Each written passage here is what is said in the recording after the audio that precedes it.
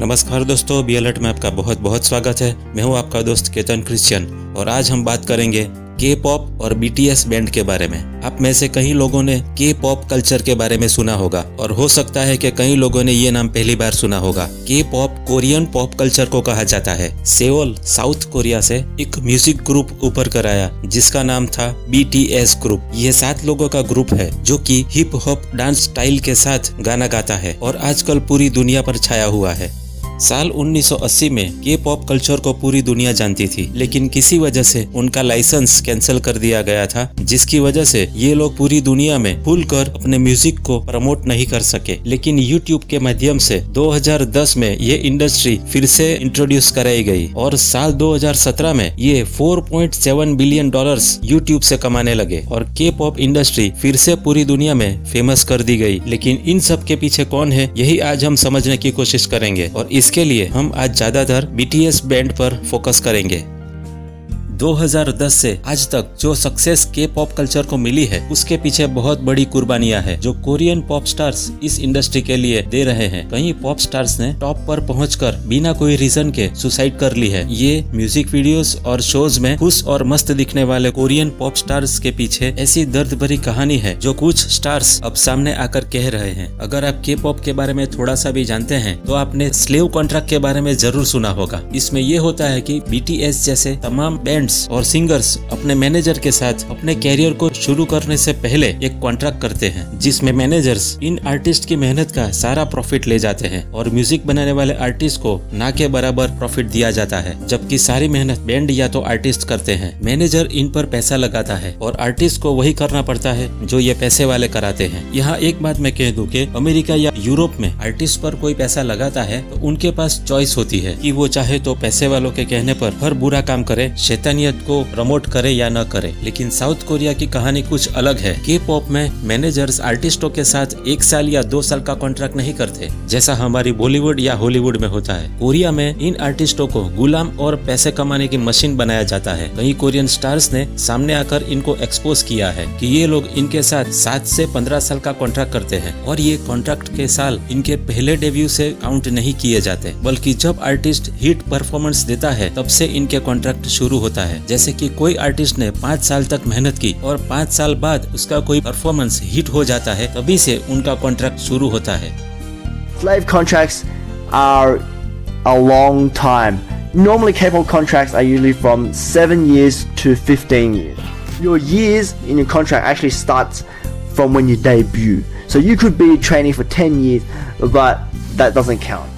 ये लोग फेम और सक्सेस को पाने के लिए ऐसे लोगों के गुलाम बना लिए जाते हैं जो ना इन्हें अपनी मर्जी से सोने देते हैं ना इन्हें खाने देते हैं। अगर कोई पॉप स्टार जरा सा वेट गेन करता है तो उसे वेट कम करने के लिए खाना स्किप कराया जाता है। मैनेजर्स इनके वेट पर कड़ी नजर रखते हैं और जल्द से जल्द वेट कम करने के लिए ये लोग इनको एक वक्त का खाना देते हैं। इनके चेहरे का लुक अगर थोड़ा सा भी खराब हुआ तो तुरंत उनके चेहरे की प्लास्टिक सर्जरी कराई जाती है। ये सर्जरी बहुत महंगी होती है और ये सब फ्री में नहीं होता, बल्कि इनके प्रॉफिट से पैसे काट लिए जाते हैं। इन आर्टिस्टों ने बताया कि ये लोग बैक टू बैक परफॉर्मेंसेस देते हैं। दिन में एक बार वेट को मेंटेन करने के लिए एक्सरसाइज करते हैं, अगली परफॉर्मेंस के लिए प्रैक्टिस करते हैं और ये लोग मुश्किल से 4 घंटे सो पाते हैं। इसी सब चीजों से तंग आकर कई स्टार्स ने खुदकुशी कर ली है। कॉन्ट्रैक्ट के मुताबिक 80 से 90% प्रॉफिट मैनेजर्स रखते हैं और आर्टिस्ट को सिर्फ 10 या 20% प्रॉफिट दिया जाता है। Every day we average about 3 hours to 4 hours sleep, and apart from that it's just all training or work. The company usually gets 90% and the artist gets 10%. If you're lucky, then the company gets 80% and the artist gets 20%.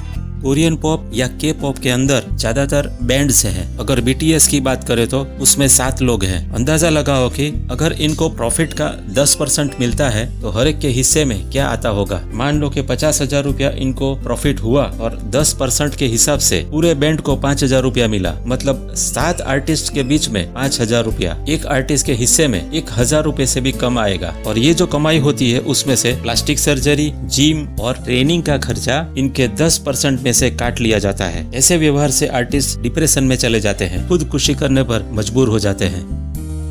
के pop culture Korean गाने के साथ साथ English गाने भी गाते हैं, क्योंकि इनको पूरी दुनिया में फेमस कराना है, सिर्फ कोरिया में ही नहीं। बीटीएस बैंड में इन मैनेजर्स का असली चेहरा देखा जा सकता है। ये मैनेजर्स या पैसे वाले कोई और नहीं बल्कि इल्यूमिनाटी है, जो पूरी दुनिया के मीडिया को कंट्रोल करते हैं।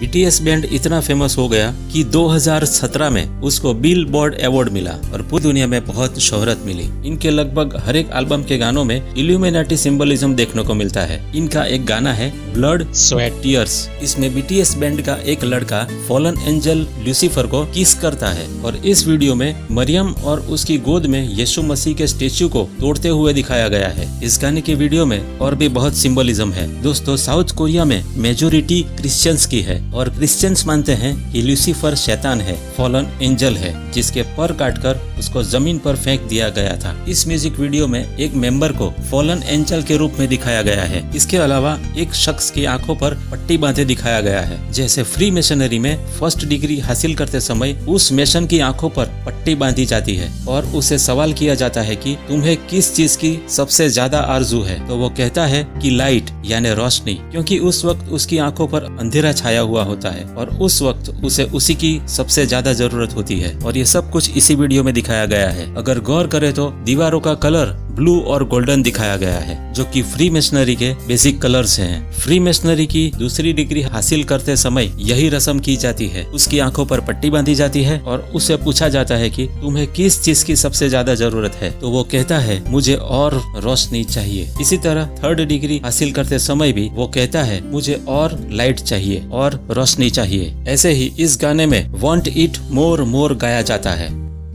एक जगह पे गाया जा रहा है कि किस me on the lips, a secret between just the two. तो वीडियो के एंड पर ये लूसीफर के लिप्स पर किस करके बता रहा है कि ये सीक्रेट किन के बीच है। एक मेंबर को स्पॉटलाइट में दिखाते हैं कि उसके पर कटे हुए हैं। इसके अलावा एक मेंबर को पानी पर सिंहासन जैसी कुर्सी पर बैठा हुआ दिखाया गया है। यहाँ मैं आपको बता देता हूँ कि बाइबल में जेनेसिस 1:1-2 में लिखा है कि इस कायनात को बनाने से पहले खुदा की रूह पानी की सतह पर हिल रही थी, यानी पानी के ऊपर खुदा का तख्त होता था। जैसे ये एक तख्त लगाकर उस पर बैठा है, उसके पीछे मरियम और उसके हाथों में यीशु मसीह का स्टेच्यू लगाया गया है, जो इस बात को साबित करता है कि यहाँ रिलीजियस रेफरेंस दिया जा रहा है। हालांकि ना तो हम स्टेच्यू को मानते हैं न तो उसकी पूजा करते हैं, लेकिन यहाँ जानबूझकर ये स्टेच्यू लगाया गया है। एक जगह पे ये गाना गा रहा है कि the grail was poisoned but drink it anyway. यहाँ भी बाइबल की तरफ इशारा किया जा रहा है, क्योंकि बाइबल में 1 कोरिन्थियंस 10 और 21 में लिखा गया है कि तुम खुदा और शैतान दोनों के प्यालों में से नहीं पी सकते। आप नोट करें तो खुदा के कप या प्याले को होली ग्रेल कहा जाता है, लेकिन यहाँ सिर्फ ग्रेल का जिक्र किया गया है, और वो भी जहर वाला। मतलब इनको पता था कि ये जहर का प्याला है, शैतान का प्याला है, फिर भी उन्होंने पिया। यानी उन्होंने अपने होशो हवास में जानबूझकर ये कॉन्ट्रैक्ट साइन किया है और अब ये उनके लिए काम करते हैं। यहाँ मैं आपको ये बता दूं कि होली ग्रेल उस प्याले को कहा जाता है जो यीशु मसीह ने लास्ट सपर में यूज किया था। हमने देखा कि इस वीडियो में जगह जगह फ्रीमेसन के सिंबल का इस्तेमाल किया गया है। मिस्री पिरामिड आपको देखने को मिलेगा। मिस्र ही इस दुनिया की सबसे पहली सुपर पावर थी और यहाँ जादूगरी और शैतानियत आम बात थी। All scene I of Lucifer, उल्टी सलीब जो शैतानियत को शो करती है, और हम जानते हैं कि शैतान के पुजारी हर काम उल्टा करते हैं, इसीलिए यहाँ आपको उल्टी सलीब देखने को मिलती है। एक गाने में ये लोग 666 गा रहे हैं, जो कि मार्क ऑफ द बीस्ट की तरफ इशारा है। उल्टा पेंटाग्राम, बैफोमेट, आग जो कि हेल को शो करती है, इनके हर एक गानों में दिखाई जाती है। खोपड़ी जो कि मौत को शो करती है, और स्कल एंड बॉन्ड्स जो कि एक सीक्रेट सोसाइटी है, उसका सिंबल है। ये लोग अपने गानों में नंबर्स बार बार दिखाते हैं। नंबर 11 जो कि लूसीफर का नंबर है, नंबर 33 जो कि 33 डिग्री फ्रीमेसनरी को शो करता है, और नंबर 13 जो कि इल्यूमिनाटी की 13 ब्लड लाइन को शो करता है। और ऐसे कई इल्यूमिनाटी सिंबल्स आपको इनके गानों में देखने को मिलेगा। ये लोग शैतान के पुजारियों के हाथों की कठपुतलियां बन चुके हैं। तो दोस्तों, इन सबूतों के बाद आपका क्या ख्याल है? बीटीएस बैंड के जरिए के पॉप कल्चर को चलाने वाले यही पैसे वाले लोग हैं? आपकी राय मुझे कमेंट बॉक्स में जरूर बताइएगा। और ये तो थी आज की वीडियो, और अगर आपको ये वीडियो अच्छी लगी है तो इसे लाइक कीजिए, इसे अपने दोस्तों के साथ शेयर कीजिए, और अगर आपने इस चैनल को अभी तक सब्सक्राइब नहीं किया तो प्लीज इसे अभी सब्सक्राइब करें। और अब मैं आपको मिलूंगा अगली वीडियो में, तब तक के लिए प्रेज द लॉर्ड।